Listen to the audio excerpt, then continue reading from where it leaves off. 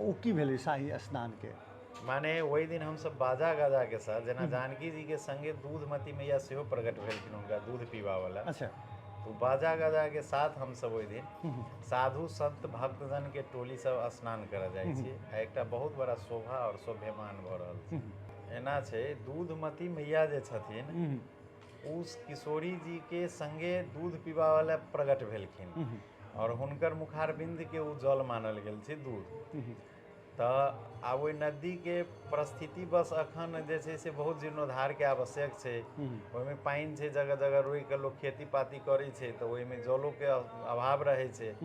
बहती जे जल छै से प्रवाह नहीं छै जी, नीचा से धरती से अबै छै। धरती से अबै छै। जी। और वो महेंद्र नगर से जे जनकपुरे क्षेत्र मानल